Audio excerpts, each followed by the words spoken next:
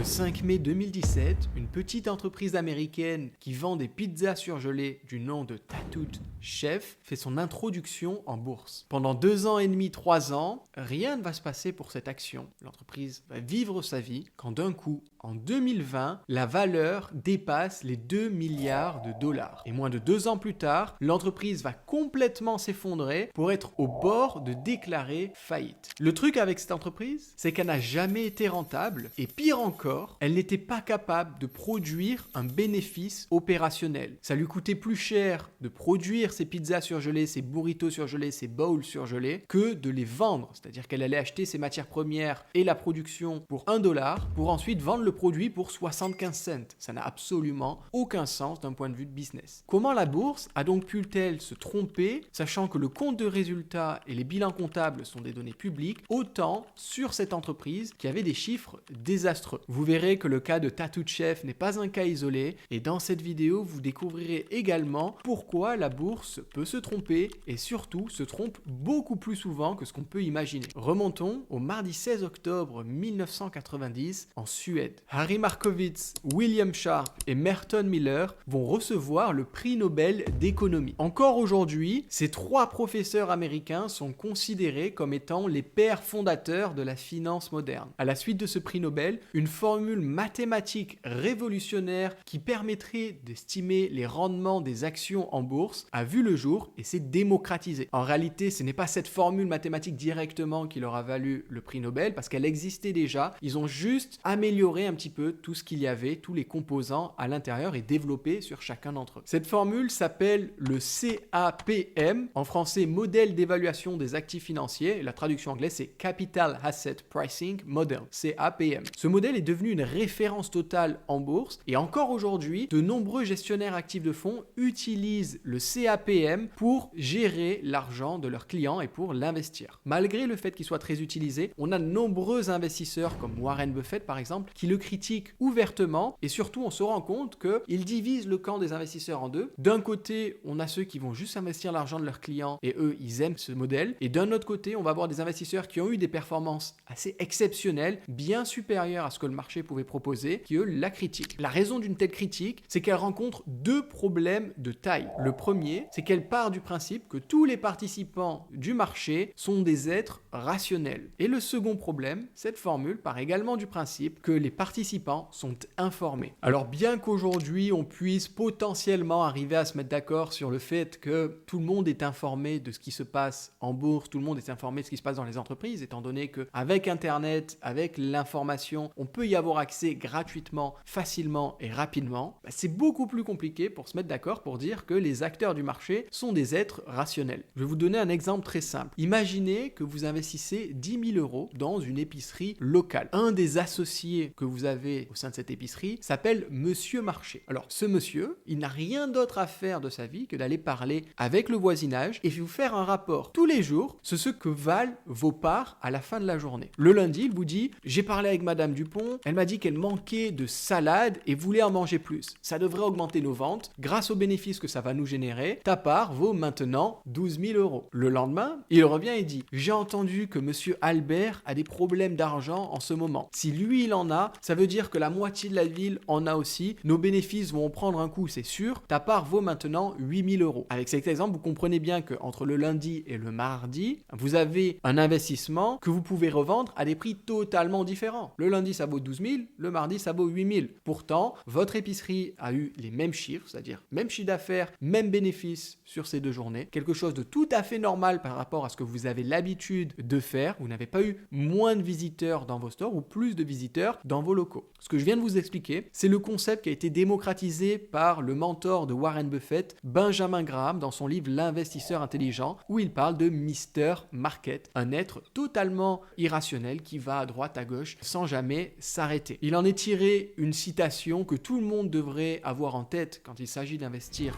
en bourse. À court terme, la bourse est une machine à peser. À long terme, il s'agit d'une machine à voter. Donc toute cette histoire montre à quel point les investisseurs peuvent agir de façon irrationnelle. Parce que quand vous investissez en bourse, imaginez-vous que tous les autres personnes qui investissent sont des Mr. Market. Un autre point qui montre l'irrationalité des investisseurs, c'est ce qui s'est passé entre le 16 juillet 2024 et le 30 août 2024. On a pu voir le S&P 500, l'indice phare américain, perdre 8% et remonter et même aller battre des plus hauts historiques en l'espace d'un mois et demi, 2 mois. Cette baisse qui a eu si rapide et la hausse, c'est à cause du Japon. On a eu le Japon qui a changé sa politique sur les taux d'intérêt et d'un coup, il y a eu des faillites, il y a eu des problèmes d'investissement. Tout le monde s'est mis à paniquer rapidement pour se rendre compte que finalement, c'était pas si grave que ça. Si on part du principe que les acteurs du marché étaient rationnels, comment est-ce qu'on peut perdre autant et regagner autant sur une si courte période de temps, sachant que rien n'a changé entre-temps? C'est-à-dire que les Japonais n'ont finalement pas annulé leur idée d'augmenter les taux. Nous n'avons pas eu des bénéfices qui ont été changés au sein des entreprises. Les estimations de bénéfices n'ont pas été changées également. Il n'y a pas eu quelque chose de fondamentalement qui pouvait venir changer tout ce qui s'est passé. Et ça montre que les investisseurs ont tendance à interpréter les datas et les informations de sorte à aller dans le sens du narratif du moment. Quand il y a eu cette histoire avec le Japon, le narratif était très négatif. Donc forcément, ça a fait baisser le marché et puis d'un coup, le narratif est devenu un positif, c'est pas si grave que ça et donc là, c'est reparti à la hausse. Ça, c'était également corrélé avec le narratif qui est en place depuis 2023 à peu près sur la baisse des taux. Depuis 2023, toutes les données sur le chômage, l'inflation, la production, etc. qui ont été sorties, elles ont été interprétées de sorte à ce que la Banque centrale américaine et même les banques centrales européennes allaient baisser leurs taux en 2023. Ça a poussé les marchés à la hausse et en réalité, il aura fallu attendre 2024 avant la première baisse des taux. C'est plus d'un an après l'estimation de baisse de base. Alors pourquoi est-ce qu'entre-temps, les marchés n'ont pas sombré? Tout simplement parce qu'ils étaient alimentés par ce narratif de baisse des taux qui est un narratif qui était haussier pour les marchés. Aujourd'hui, le narratif semble toujours être sur la baisse des taux, mais sur une baisse des taux où on va descendre en dessous de 2% de taux d'intérêt. Et pire encore, le narratif semble indiquer que être en dessous de 2%, c'est quelque chose de normal parce que sur les 10, 15, 20 dernières années, on a eu l'habitude d'avoir des taux d'intérêt inférieurs à 2%. Alors qu'il faut garder en tête qu'à la base, c'est une mesure extrême pour relancer l'économie. D'ailleurs, Howard Marks le souligne très bien dans son interview avec Bloomberg. Ce qu'il faut retenir avec ça, avec cette histoire de narratif, c'est que les médias, eux, ils ne sont pas là pour vous informer directement, ils sont là pour faire du clic. Donc si le narratif doit être mauvais pour faire du clic, ils vont faire un narratif mauvais. Si le narratif doit être bon pour faire du clic, il doit faire un narratif qui est bon. Surtout qu'aujourd'hui, la majorité des gens se cantonnent uniquement à lire les titres des médias, et donc on peut avoir un titre négatif pour au final quelque chose qui soit beaucoup plus nuancé dans le corps du message, mais personne ne va en tenir compte parce que c'est le titre qui fait cliquer, c'est le titre qui intéresse. Et donc tout le monde va prendre les titres comme étant le narratif, comme étant la chose qui se passe réellement. Et ça alimente un concept que Howard Marks a commencé à démocratiser en 1991 dans son premier mémo qui s'appelle Performance du premier trimestre. Il va commencer à parler de l'oscillation des sentiments des investisseurs dans ce qu'il appelle le pendule des sentiments. L'idée derrière ce concept, c'est que les sentiments des investisseurs vont bouger d'un extrême à l'autre, que ce soit de l'euphorie jusqu'à la dépression, entre les célébrations des bonnes nouvelles jusqu'à pleurer et l'obsession qu'on peut avoir sur les mauvaises nouvelles, ou encore entre la surévaluation d'un actif et la sous-évaluation totale d'un actif ou d'un secteur. On a donc des investisseurs qui vont osciller d'un extrême à l'autre, où le juste milieu, qui serait le juste milieu rationnel, se fait de plus en plus rare, et surtout, ce n'est pas dans ce juste milieu rationnel qu'il y a des opportunités exceptionnelles, surtout si vous voulez battre le marché. Si vous voulez battre le marché, vous devez être capable